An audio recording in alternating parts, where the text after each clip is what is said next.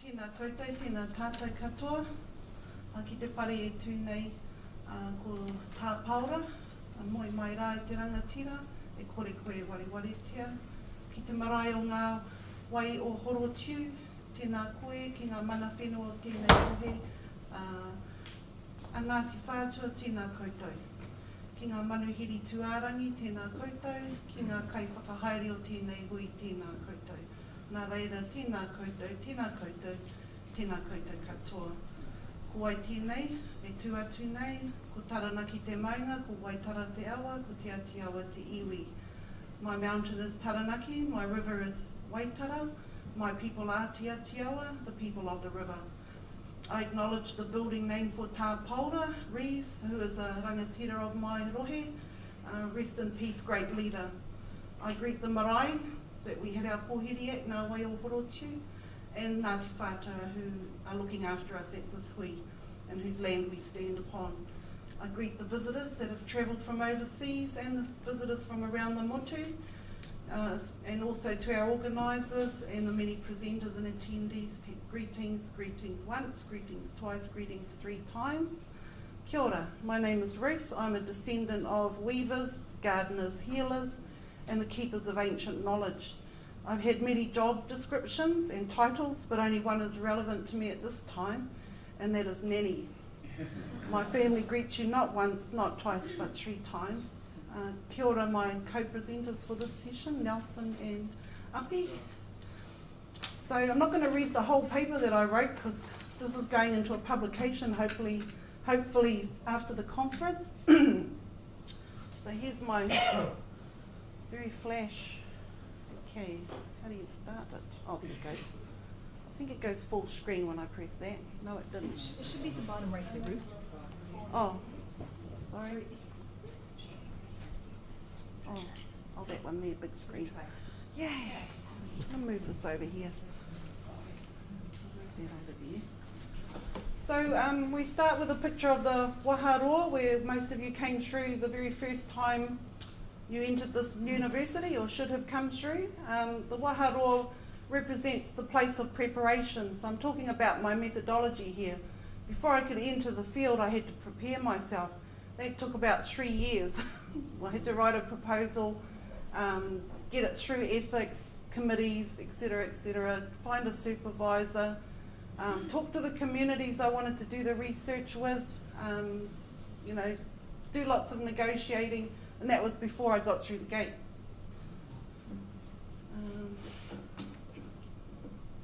Drive it properly. I tried to find one of those clicky things that you can make it drive itself, but this is the title of my presentation. That's a gourd or a Maori container for water, and the whakatauki that I use to frame my analysis and frame my study is tamariki wā wāhi taha, ara tākina ki te puna o te mōio, te mātauranga me te māramatanga. So children will break things. We all know that. We've all got kids, hopefully, or we've got evidence of knowing children. They experiment because they're learning, and they sometimes break things by accident, not always on purpose. But with our guidance, they will come to understand, they will come to the fountain of wisdom. Hopefully they'll drink. That they will gain knowledge and understanding. So this is about a public health approach to gambling in terms of young people. Okay. Now we're at the marae ātea. So I've got through the gate.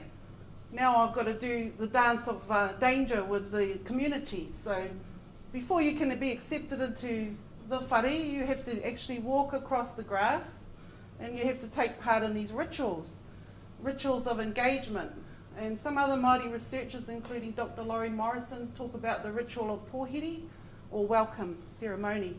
So you have to go through those rituals to get in the whare before you can even have the conversation. So I'm basing my presentation, my methodology on wānanga. So wānanga is a deep learning process that often takes a long time. Sometimes you have to stay a few days or a few weeks or a few nights. So you're not just barging into people's homes and, here's a questionnaire, do it. It's more like I've got to get to know you, I've got to get comfortable, I've got to know your whānau. So it's quite a long process. So that's why I'm saying it took me 3 years. Actually took me 18 months for the data collection process because I followed this process. And yeah, this is the only process I know because growing up Māori in a city, I had to learn all of this. I didn't have this growing up. I didn't have a marae that I could call my own marae here in Auckland. Although I had many marae, I have 70 marae in Auckland, so I'm a child of all of the iwi of Aotearoa that have whare in the city. So my kaupapa Māori is my methodology, and a little quote here, kaupapa Māori contributes a unique Indigenous perspective of the experiences of native peoples who have been colonised. There's that C word that Paparangi used on day one. I'm using the D word. Does anyone guess what that might be? It's closely related to the C word, but it's got D in front of it. Decolonisation. So people who have been colonised and provide possibilities for transformation through resistance and liberation from oppression. So the process of decolonisation. And the first time I gave this presentation was in front of the Māori Academic Network of Aotearoa. And I laid down a bit of a wero and a challenge that we actually need to be decolonised before we can take part in research in our own communities. And I got a kind of a blank wall while everybody pondered about that. Because sometimes you take it for granted that Māori researchers know about being Māori, but not always the case. So there's a little picture here. I'll get this right. This is kind of the background to my research. You know, we've come through a period of renaissance and transformation and resistance. We're still asking for this statement to be made to happen. In my iwi, case in point, we haven't settled our settlement yet, our treaty settlement. So my iwi is still very poor. We don't have any settlement money to educate our young people yet. We have plans, we've got all these plans how to spend the money, but we haven't done it yet. It's a little bit disconcerting. I was very concerned hearing Sophie Tamati kōrero about the decline of the use of te reo Māori. I come from a teaching background in te reo Māori, so I was like, oh no, I've got to go back to teaching. And I've actually just got a job at the conference talking to someone and they need a teacher to do that. So I'm like, thank you, I'll do that part-time while I finish the doctorate. So the principles of research, Māori research, that's quite well known. There's a book on my desk called Decolonising Methodologies, and this is these are the people who taught me Māori research.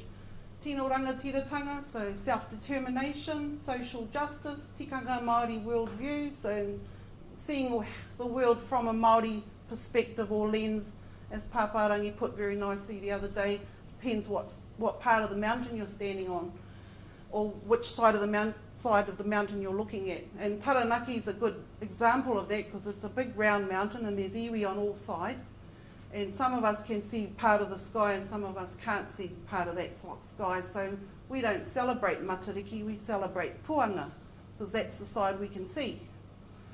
Matariki is very low in the horizon. So matariki is our Māori New Year that we celebrate in June. Whakawhanaungatanga, building relationships, te reo, the language, and whānau, the family unit.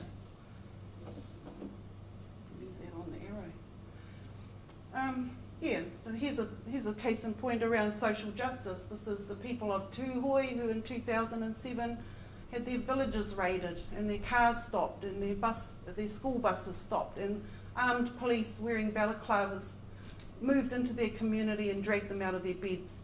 This is about 100 years after they did it to them the first time. They're angry. I actually went into that community 2 weeks after on doing a research, and they were all very traumatised. It was really, you know, it angered me to see that. However, the young people were a little bit more resilient. I don't like the word resilience, I prefer the word resistance. Anyway, we'll talk more about that. So the questions and aims: what are the Taiohi Māori perspectives on gambling among their whānau, hapu, iwi and communities?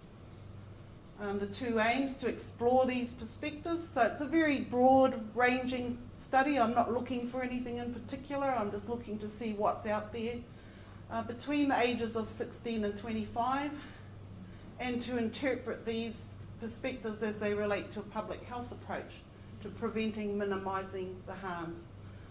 I used Te Pai Mahutonga framework to develop my semi-structured questionnaire. This is a Māori mental health promotion model for young people that Sir Mason Jury developed, and it's actually, I've used it before in another public health plan called Te Ngira.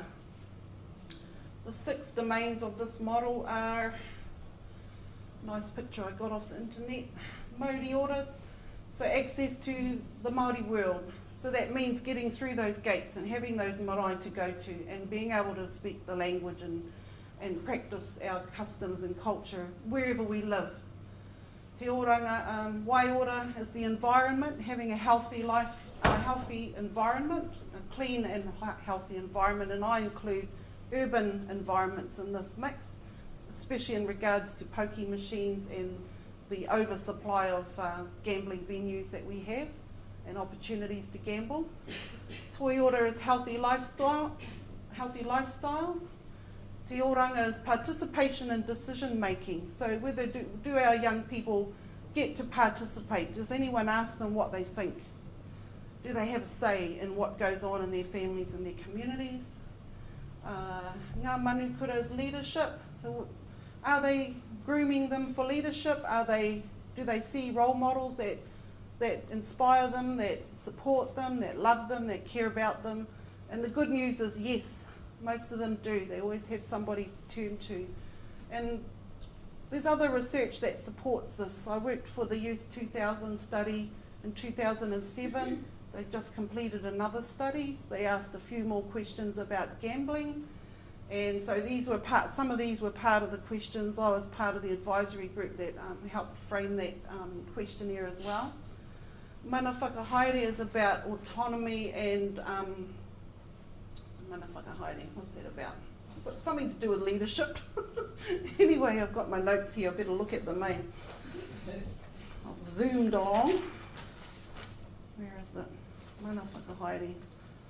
Oh, Māori participation in local community decision making, and as we heard from the KPMG report, that's something that needs to be improved, and especially for young people, because they just have no idea about what's happening in their communities really. They're only really concerned with what they're doing with their own lives and getting the resources to support them. Right, move along. How am I going for time? Good. You got almost 2 minutes. Okay. So the recruitment criteria, they had to identify as Māori, however that looked. Didn't necessarily mean that they knew their iwi. So I didn't collect iwi data because they live in the city and they're often not near their iwi, like me. I grew up in the same way.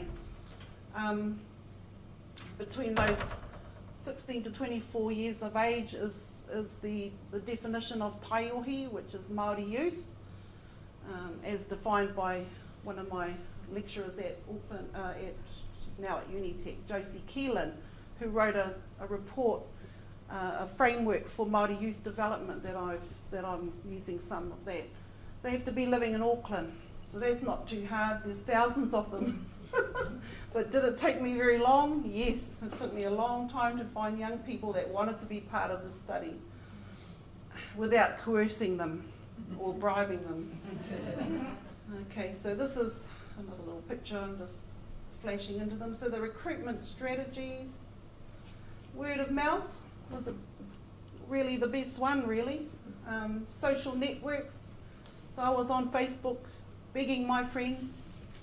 Māori media was a big help. Māori radio interviewed me a few times and promoted me and handed out my contact details to anybody that was interested. So those 3 were the main recruitment techniques. Oops. And this is what I ended up with, 23 participants, 1 individual interview. After the first interview, I canned the idea of individual interviews. I wasn't sure that was going to be the best way to keep going. And I'd had 2 other focus groups in that period of time. And the focus groups were fabulous, got lots of information, and they all talked to one another. And I used my wānanga method, which is whakawhanaungatanga, get to know each other, break the ice, find out what they're interested in. So those focus groups worked really well. They were very small, and I had two sort of criteria within those focus groups. Some were kaupapa whānau, which are not related to each other but have a common interest, and whakapapa whānau. So I actually interviewed two rōpū who were consisted of siblings and cousins, and mixed gender. So I didn't separate the gender, I had mixed gender groups, female groups, male groups. But it was quite difficult to recruit young men, tamatani, so I only got 7 of those in total, and 16 tamawahine or young women. There was one wahine who was over 40 that wanted to be part of it. I said to her, yes, Whaia, you can sit in because your rōpū is okay with you sitting here. But I'm not going to use any of the things you say in my data. I'm not going to skew my data by putting in the thoughts and perspectives of a 40-year-old who grew up, with old school kinds of gambling. So she didn't really relate to the young people, and so I was trying to keep her quiet as possible. She was very loud and very, insistent on telling her story, and I actually realised that perhaps she was a problem gambler and needed some help. So I just slipped her the little card and said, if you need to talk to anyone, ring up the helpline. So there ended up being 3 cohorts, one in the south, one in central, and one in north Auckland, and there were several focus groups in each. And that 18 months here, that was torturous. I ran out of money, had to go and get another job.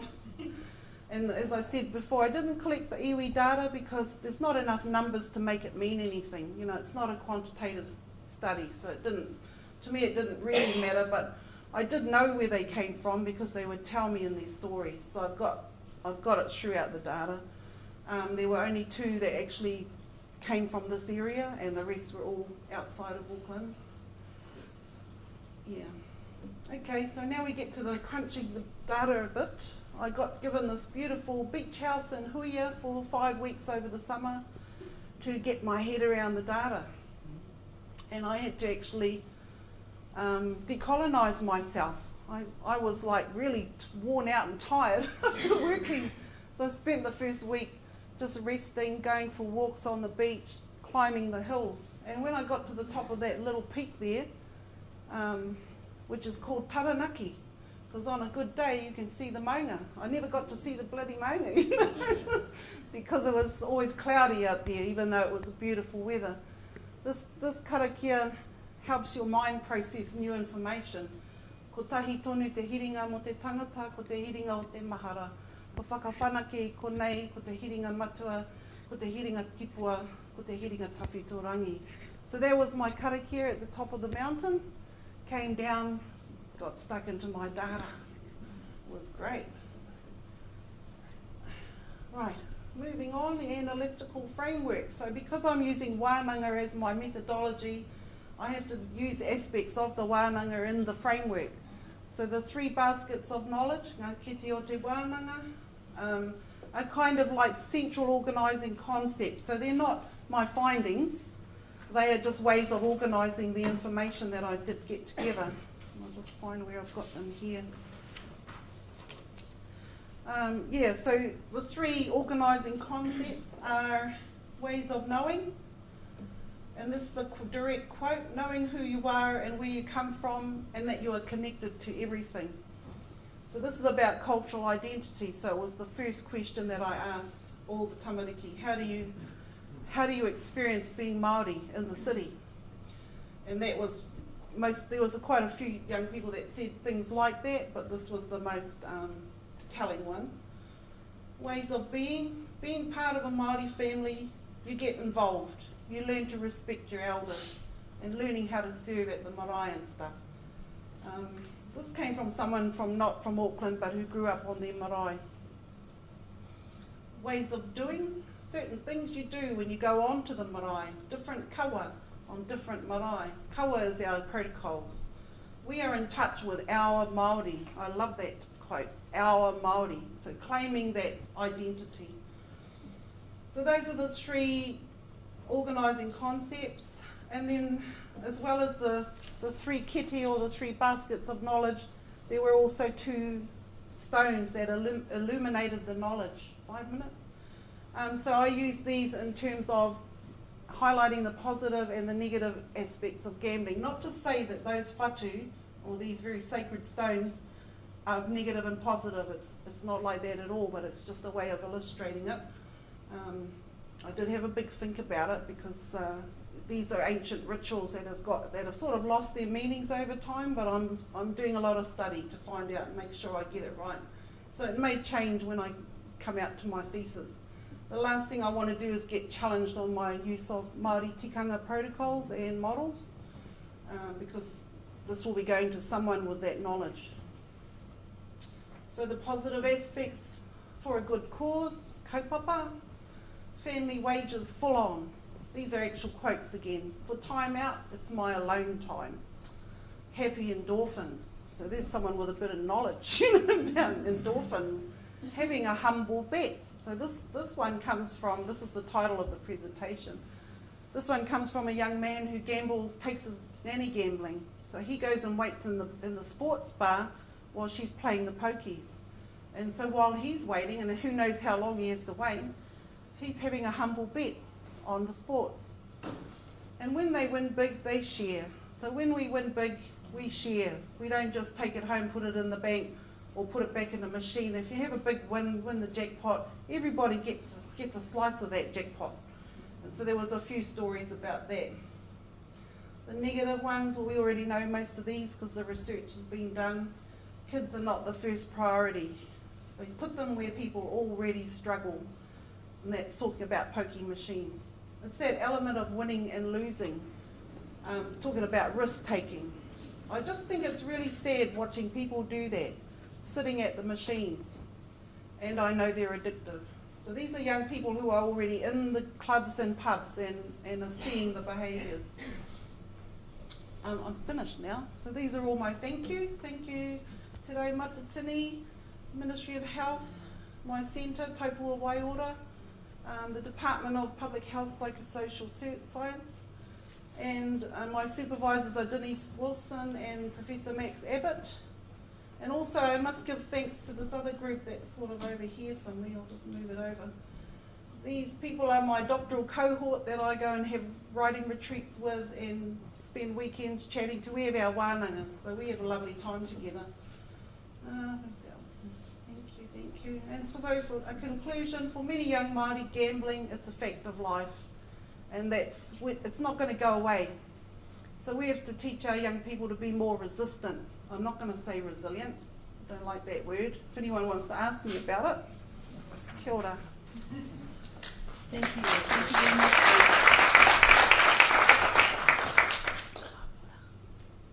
Questions? Oh, resilience. Resilience is the capacity to cope with stuff. When you get thrown a heap of stuff at you, I won't say rude words, but if you get a heap of stuff, you know, you're going to cope with it. Well, we keep getting stuff thrown at us all the time. New forms of gambling, more venues, more machines. It's like constant. And so here's this C word again. Paparangi referred to capitalism. I call it neo-colonialism. It's a new wave of colonialism. And what do we have to do? Do we have to surf it? Do we have to swim through it? Do we dive in and fight it? You know, I don't like that word resilience. It means, you know, you get washed up on the beach, then you get dragged out again, then you get washed up again. Resistance is building a really big waka. You know that thing about waka? Paddling together. And Laurie and I talk about the waka all the time because she developed a model based on the waka. Another question there? Yeah. Just a simple question. In all your gathering of data and information about our rangatahi, come up with some possible strategies or solutions? Because you would have discovered quite a bit about when you said, how do you experience being Māori in the city? Yeah. So any Oh, they came up with a whole Ideas or lot strategies? of strategies I haven't even shared with you yet. I'm Yeah. keeping that for later. I've got to do some more presentations. Because my ego is plenty of normal what I put in, you know? Well, that's what one of them said. Have wānanga. So that's where wānanga came from. Let's have wānanga, because they grew up in the bush with their father and their grandfather hunting. The girls learned from their mothers the survival skills. And they came to the city and they were like, hey, these people don't even talk to each other. They don't say kia ora or stop and talk to you. And they were just really lost in the city. And they said, you know, these kids in the city need to go back to the where they come from and do wānanga. So there's a solution from a young person. 20-year-old that works in Bunnings.